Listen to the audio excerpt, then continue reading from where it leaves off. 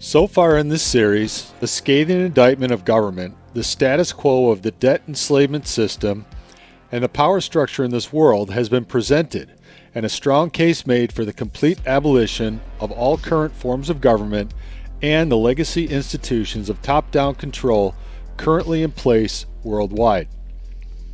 So long as these systems are allowed to exist, the mass of humanity will never truly be free, and power will never be restored to the individual. And their plan is to make society as completely unfree as possible in a technocratic panopticon system of 24-hour surveillance of everyone on the planet. In response to this reality, a system of societal management has been proposed that would restore power to the individual and restrict the power of what people imagine government to be to one of responsibility alone, with no opportunity for anyone with that responsibility to impose illegitimate power or force over others on a whim or through color of law. If you've made it this far, you're beginning to see the birth of a new world and a system of societal management that has never really been tried before in history, or we would probably not be in the mess we are currently. It is far past time to try something new and finally create a system that actually works for everyone and not just a tiny percentage of parasites and predators at the top of the proverbial food chain. But what would this system look like? And how would it operate as opposed to how things are currently run? I have had several people play devil's advocate already without waiting to see the complete and full vision of this type of natural law society. What most fail to realize, however, is that the vast majority of people are still mentally enslaved and can't even begin to imagine a different kind of world. They are essentially trapped in an illusion of their own creation and of the liars who manufactured their false thoughts and beliefs over a span of many generations. People are addicted to structure and the routine of the current system, even though it is a virtual prison in which they are essentially free-range slaves, living their lives out at the whim of the wealthy and manipulative at the top of the power structure. As was proven in 2020, they will completely alter society without public input, scientific proof, fair warning, or concern for the consequences of their actions on society. They want to completely alter it per their agenda, and that was the motive behind the assault on humanity anyway. In introducing an alternative to the current reality, anything that is too drastic of a change would not gain any support and would die before it even got a chance. So, we need to understand the reality of our world now and show the people an actual path to a better world and a complete blueprint and structure of how society would operate under this new system to gain the critical mass of support we need to actually manifest it into our new reality. One vital thing I've learned is that people want hope and change, but only if it requires little effort on their part. What they would want, if offered, would be a seamless transition to this new system. That being said, first and foremost, what we need to do is to create a system that attracts the best, brightest, and most well-meaning among us. The system needs to be operated not by opportunistic predators and parasites, but by highly moral protectors, producers, and individuals of solid character. And I know they're out there. They're just not the types of people to pursue positions of power because they don't want to have power over others. But they will take on responsibility to do a job correctly.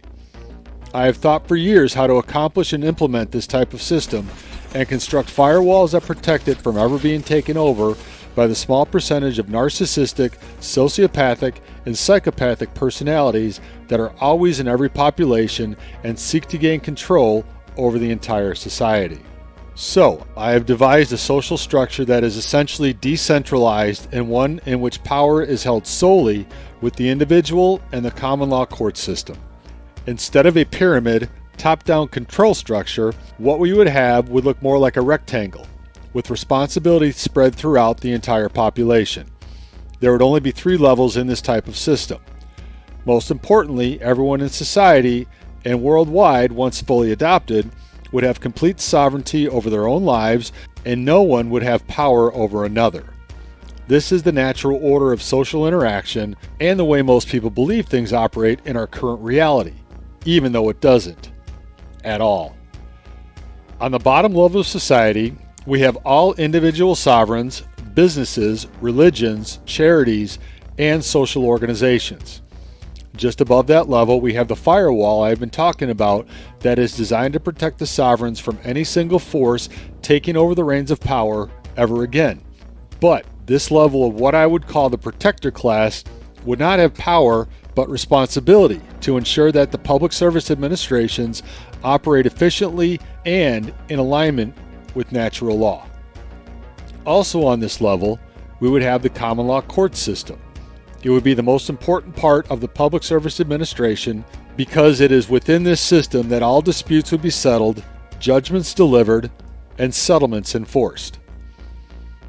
The personnel for these public service administrations would be drawn from the portion of society that could actually prove their worthiness to hold such positions of responsibility in management. Currently, government positions all over the world are filled with some of the most incompetent, opportunistic, and self-aggrandizing characters and individuals imaginable. Most seek these positions because they seek power over others or the benefits of being above the law. This is proven because they have arrogantly passed laws that protect themselves from a myriad of crimes such as insider trading and bribery that would put the average person in prison for years. They create legislation to virtually ensure that they can't lose their cushy position of power and end up making government a career for which they gain exponentially from their connections and backroom deals. It is such a disgusting structure for managing society. I'm in awe that it has lasted as long as it has without a revolution so far. We are ruled over by the most despicable and decrepit people one can imagine, yet nothing is ever done about it. People timidly accept it as just the way things are and put up with their servitude to the pathetic ruling class that is the political system called democracy. And that goes for every government in the world today. Even fully communist nations call themselves democratic republics. It is time for a system that truly and finally sets everything right in this world. This is a sensitive subject for many because of a lifetime of indoctrination, but we really need to talk about this idea of democracy. It is a word that never once appears in our founding documents and was something excoriated by our founding fathers as a system of nothing more than mob rule.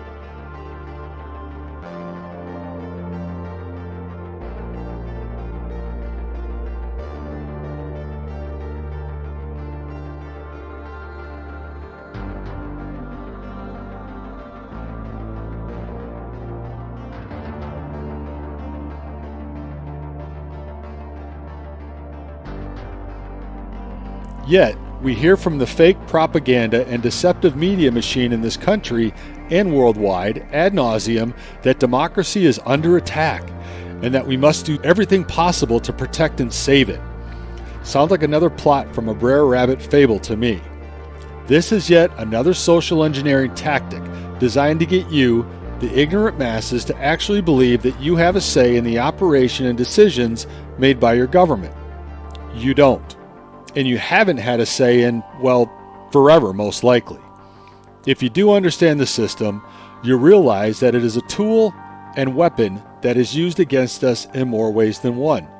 First and foremost, it operates on this magical illusion and number of the majority, and that majority being just more than half of the population, the all-powerful 51%, or even 50.1%. Anything just over half will suffice to put the lesser half at the mercy of the greater half. And it's all based on some sort of illusory superiority of the majority. It is insanity is what it is.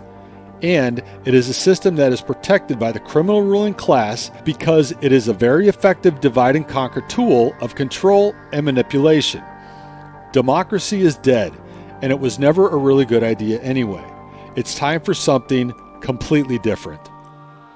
So let's talk about our voice. Let's talk about free will. Let's talk about letting our opinions be heard. There's this magical thing called the market. It is a place that we all have an equal voice and are able to let our opinions be heard through our decisions and actions. And it is available to each and every one of us every single day of our lives, at least in a truly free nation, that is. It is not available in socialist or communist nations.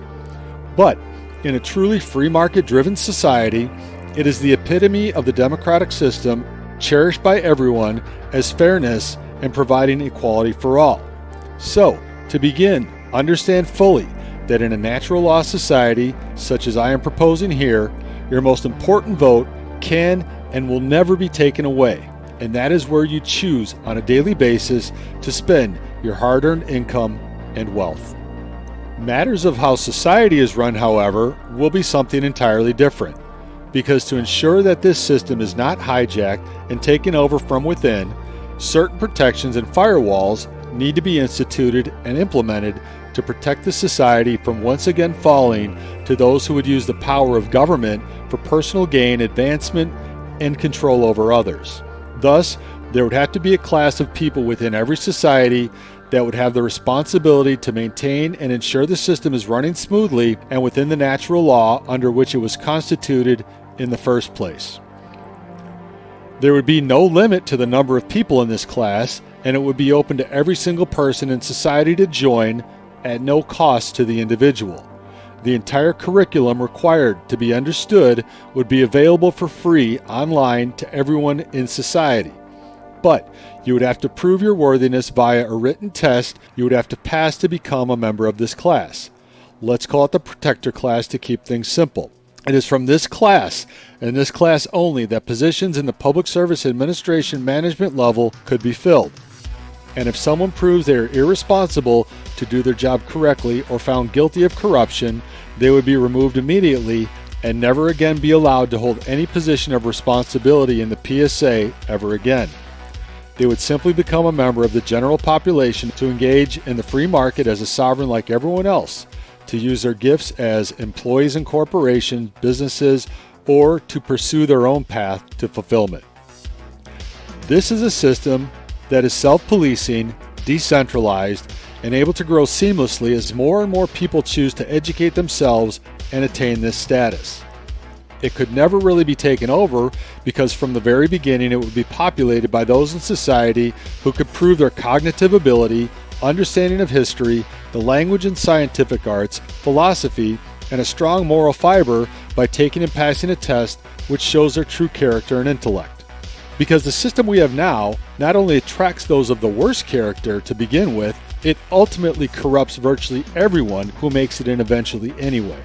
Unless you are a rare human being, such as Ron Paul, who never sold out and whose character was unyielding, the current system is designed to weed out those of unflinching character and keep on only those who stink up the swamp even more with their inclusion. A system such as this would have nothing but beneficial results for the society overall.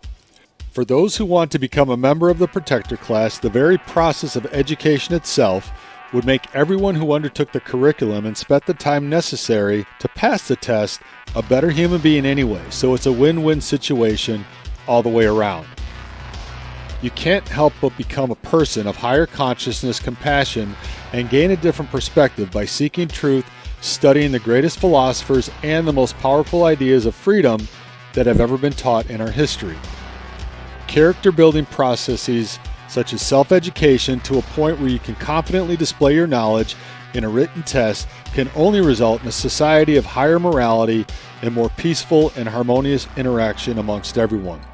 Today's culture is designed to do the exact opposite, and we can clearly see the results on social media every single day. This curriculum would also be taught in the new education system to encourage a new generation of critical thinkers and creativity, and within just one generation, it would be a badge of honor to which everyone would strive to attain, and the overall IQ level would skyrocket. But what it would do effectively is keep out anyone and everyone who doesn't care enough to raise their game, challenge themselves, and seek self-improvement. They would still, however, be able to live out their lives unhindered and unfettered by a government imposing its illegitimate will upon them. Society would still be a much more fulfilling experience for everyone than it is currently, because everyone would then be operating as a sovereign individual with the full rights and responsibilities as everyone else. It is only those who can prove the true content of their heart, mind, and character that would be allowed to decide on matters involving the public service administrations and hold management positions in the PSAs as well. Thus, it would create a society of protectors instead of predators. Everyone would be safe from oppression, and the protector class itself would be self-regulating. If one or a few members decided to go rogue, they would be removed immediately by the overwhelming majority of those with strong character and moral fortitude. So, that solves the problem of keeping out those who would seek to use power over others and fill the positions of responsibility with the best and brightest among the population. But what would the PSAs actually do? And how big would they be? And what would be the scope of their responsibilities? To put it simply, the PSAs would be responsible for the maintenance and management of the common law court system, negotiations of trade with other nations, maintenance of the treasury and a non-debt-based monetary and honest currency system, maintenance of all roadways and public transportation services, and basically any useful and necessary public service where a free market solution is not viable or feasible in a competitive manner. It would be a system incredibly scaled back from the scope of government today and never be allowed to grow to a size beyond its basic necessity. I envision a national PSA, a state PSA, and smaller municipal PSA departments, but they would all be based on the idea of responsible, necessary, and productive activity under management of the protector class in each respective jurisdiction or area of service. They would all basically operate as not-for-profit corporations. A strong national military force would be maintained only so long as necessary for the nations of the world to transform their societies into similar national law PSA systems of societal management, and then scaled back to a bare minimum or ultimately abolished as people realized the need for national military would no longer be necessary or worth the cost to maintain any longer in a world of natural law republics. Again, this is just a basic outline and overview of what a natural law republic would look like and how society would operate in a more efficient, fair, and equitable manner.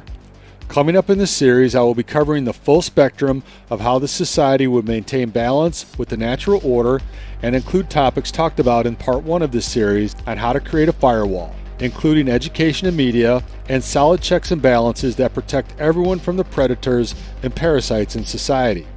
And most importantly, what it will take to bring this vision to fruition and manifest this new reality in a very short span of time.